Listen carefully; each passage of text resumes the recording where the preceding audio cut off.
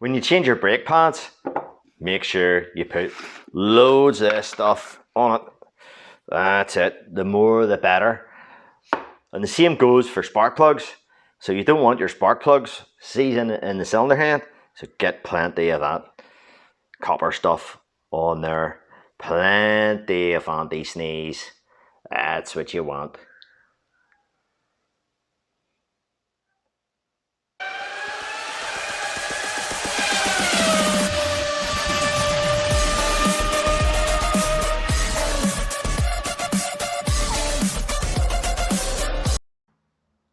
And what about you? Of course, that is a lot of nonsense. Don't put copper grease on brake pads, and definitely not on spark plugs. And here's the reasons why. So I'll tell you what we'll do. Is a wee Vauxhall Atom, which is it's a bit like a Corsa, and we've just changed the oil in it and what have you. So we'll maybe do a wee quick spark plug change, just run through a few things. Now you may think, oh, that's pretty mundane for this kind of channel, but well, you may get something out of it. Some things you maybe didn't think about, and well, it'll help some people out who want to change the spark plugs. And one of these things is a wee 1.2 4-cylinder engine, wee Vauxhall Opel engine, commonly found in a Corsa. This is a wee Vauxhall Atom. Well, first things first, I like, when I'm doing spark plugs, I like the engine to be cold. A few reasons for that. Whenever you pull your coil pack off, you know, you run the risk of ripping the boots in it or whatever if the engine's roasting hot. So if you get the car in, or if you're doing this yourself at home, change the oil first. If it's warm, you know, let the engine cool down. Or if you get it in, if you start off when it's cold, then change the spark plugs first. So whatever order you want to do it, but you try and have the engine as cold as you can. So this engine's pretty brick cold. I've already changed the oil on and air filters and stuff like that. So we'll pull this plug off, and we'll get these couple of torques off. So the other reason for the hot engine is, or you don't want to do it in the hot engine, is this is an aluminium cylinder head, and so which is warm, it's a wee bit softer. So you know, it can affect your torque specs whenever you're tightening her down. So, and I think you can cross thread it easier on a warm aluminium. You know, it's sort of like a wee bit softer. It's not really softer, but I think it's easier to cross thread. And certainly the rubber, these rubber boots, you know, they'll grab the porcelain more, and they'll be a lot more supple when she's warm. So anyway, that's that out of the way. And the spark plug holes, you want to give her a bit of a blow.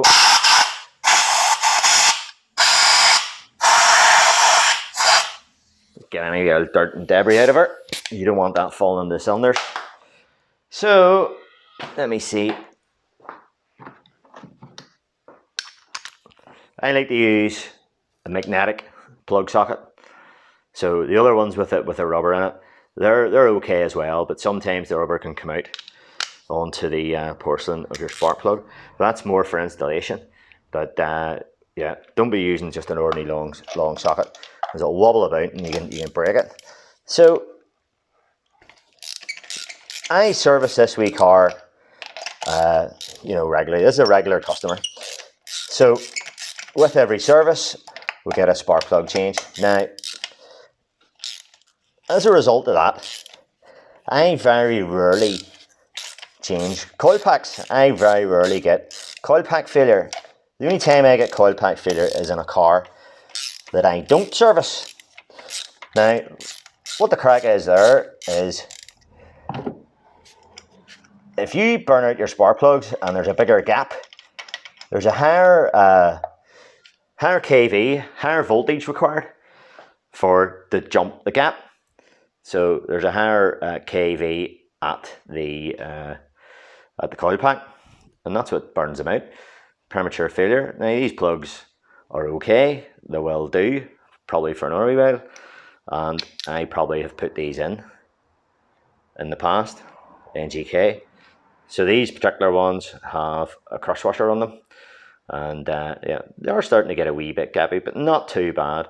Also, you know, the having a wee look at the plugs whenever you take them out is a good thing. So if there's any blackening, oil or whatever on them, you know, it'll tell you how good the engine is running. If they're all sort of white, it can tell you that this electrode here is all white. Then it'll tell you that the engine's running lean. Okay, so we'll just get the rest of these out. So you notice I'm able to spin these out by hand because they have not been over tightened or anything like that. And we're going to do this in a few minutes. That's them all out. So our new ones that we've got for this particular car are these Bosch jobbies here. And it does give you a bit of direction on them. There's 28 Newton meters, it says on it, as a torque spec. And let me see, yes, the gap. Most spark plugs are pre-gapped at the factory, but you know, you need to check.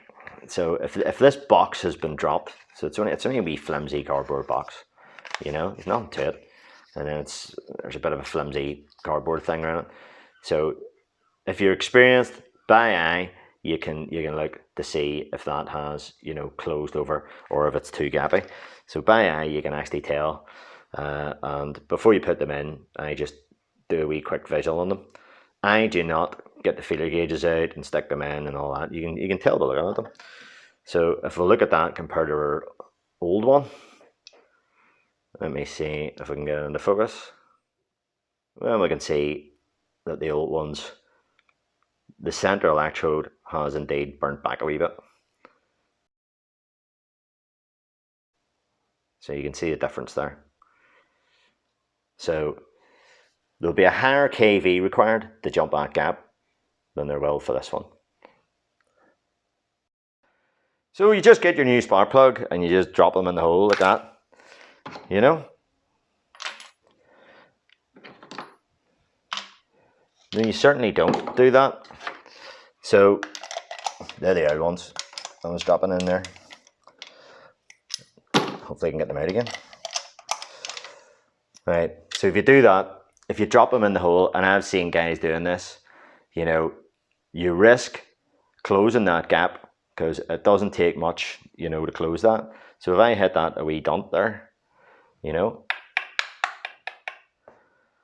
I'll close that gap away down. So the other thing is, if you drop them into the holes, you run the risk of the ceramic getting cracked.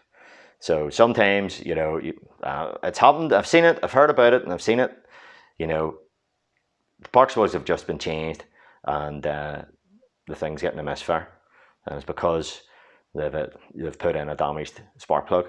Now the other thing is as well, you know, it could have been dropped in the shop or wherever you got them from, or in transport or whatever. But yeah, that's why you don't drop them in.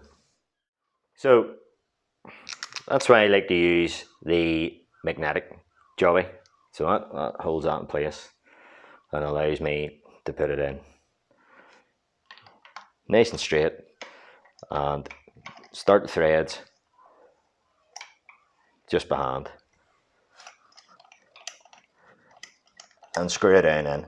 Now, these particular type of spark plugs, there's just a torque spec on it. There's other ones that a lot of people, you know, for indexing sake, especially the laser ones and the iridium ones, these are just a standard plug. But the laser ones and the iridium ones, you know, generally speaking, you screw it down till she bottoms out and then do a full half turn. And that brings the electrode round to where it's supposed to be. In this case, it would be so that the gap is facing the intake. And these ones here, it's not as crucial. This isn't, you know, a high performance engine by any means, but 28 Newton meters on it. Quick visual on the rest of them. So inspecting the ceramic and inspecting the gap. And of course you did notice there, I'm sure, no anti-seize, no copper grease, nothing.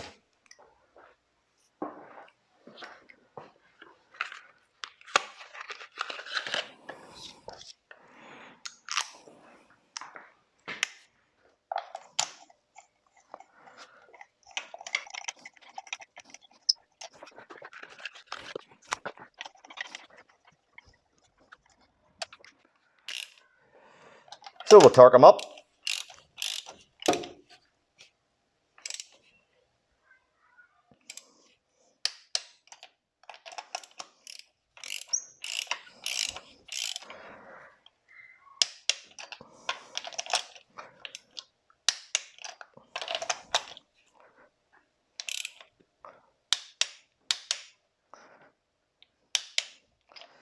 Gift. So what I like to do with the coil pack then is a wee bit of silicone spray, just a wee dab in the boots inside, and let the excess drip out. And that's just so it slides down onto the porcelain nicely. We'll just get her plugged in at that stage. We'll take out our wee lifters. So just a couple of bolts, a couple of washers, so we can get my fingers in them. Get them out of the way. And put in these retainers here. And so the old chestnut, steel bolt, and then aluminium head. So the steel bolt will win if you cross thread this. And you don't want to do that. It'll make a 5-minute job into a 2-hour job. And I don't know, probably about 15 Newton meters or something on this. So I'm just going by feel with this. Doesn't need to be mad tight. It's not going to go anywhere. So the hot engine thing, if you read instructions for doing a time balance or anything like that, it always says stone cold, everything stone cold, you know, for torque settings and stuff like that. Makes it accurate. But the anti-seize, putting anti-seize on then will affect the torque as well. So a spark plug, this is one that came out, is, you know, it's threaded on the outside, and you might think, well, surely, you know, you heard that squeaking in a wee bit there, bit of anti-seize will do no harm or whatever. Well, a spark plug's different from an ordinary bolt because it's hollow. There's a spark plug and there's a bolt. So the spark plug's hollow.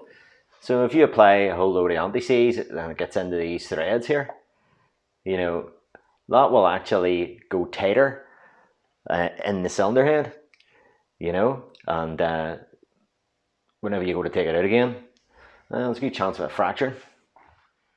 Some manufacturers say that if you put with anti-seize, anti-sneeze, it will tighten 20% more than without. But don't just take my word for it. Here's some manufacturers' data. So a few manufacturers here, and this one's Denso first of all. If I scroll it down a wee bit, let's have a wee look see. So in the middle there, that's where am I? Okay. If you tighten the plug to a greater rotational angle or torque than that indicated in the table below, the engine may become damaged or the screw thread of the plug may break. If you apply grease or another screw thread lubricant to the threaded part of the plug, you're liable to tighten the plug to an excessive degree, impairing the integrity of the seal. For this reason, do not coat the plug with screw thread lubricant. So quite clear there on the Denso information. NGK now, anti-seize. Number one there. NGK spark plugs feature a trivalent plating. Blah blah blah. NGK plugs are installed at the factory dry without lubrication or anti-seize. Anti-seize can act as a lubricant, altering torque values up to 20%, increasing the risk of spark plug breakage. So to conclude then, do not use anti-seize or lubricant on NGK spark plugs. It is completely unnecessary and can be detrimental. So there we go, completely unnecessary and detrimental. So let me see, another manufacturer here, Bosch, which are the plugs that we used today. These are the iridium ones, but nevertheless, if we look down the bottom, we'll just zoom in on that a wee bit. Down the bottom, nickel plated shell with rolled threads requires no anti-seize. So pretty clear. So there you go, those are standard plugs and that wee Vauxhall there, that wee Opel, Vauxhall Opel. So, you know, no reason not to change those because, you know, what are they? 3 or 4 quid each. You know, now the more expensive ones, the laser iridium jobs, you know, I mentioned that in there, and if you want to know more about those, there's a video, I'll leave it up in the cards, up in there somewhere, and yeah, we'll talk a wee bit, it talks a wee bit about indexing and the importance of indexing and what indexing is and stuff like that in that video. But these are the expensive ones. These are supposedly long life, and they are long life. You know, there's an iridium coating on the electrode, very, very minute, and yeah, so some manufacturers say 60,000 miles, 40,000 miles. You see a range of specifications for to change these things. I recommend to my punters 30,000 miles for these iridium plugs or platinum plugs. Much the same thing. Iridium is part of the platinum family. These ones here, it's changed every year with an oil service. That's it. You know, no excuse not to do it. And as I say, see if you do that, you will very, very rarely. I'm not going to say you're never going to have to change a coil pack, but you know, it will prolong the life of your coil pack, no doubt. Proof of the pudding's in the end. So there you go. Maybe get something out of that. Now, for people that say, I don't use copper grease as an anti-sneeze. I use graphite grease or whatever it is, or some other concoction. Yeah, see a lot of these greases. You know, I've done a video with greases before as well, but a lot of these greases, you know, that's, you know, like a normal copper grease is like a normal milling grease. Only there's copper in it. Graphite, it's grease with graphite in it. You know, so yeah, it's not completely different stuff. You know, the base product is much the same. You know, it's just whatever's in it. But yeah, there's 3 manufacturers there: Bosch, Denso, and what was the other one? NGK. No anti-seize. That's what they all say, because it affects your torque spec, and that's how, whenever you go to take them out, if somebody's done that, they snap and you're in a world of hurt. So there you go. So anyway, maybe you get something out of it. Thanks very much for watching. All the best, and say boom. Boom!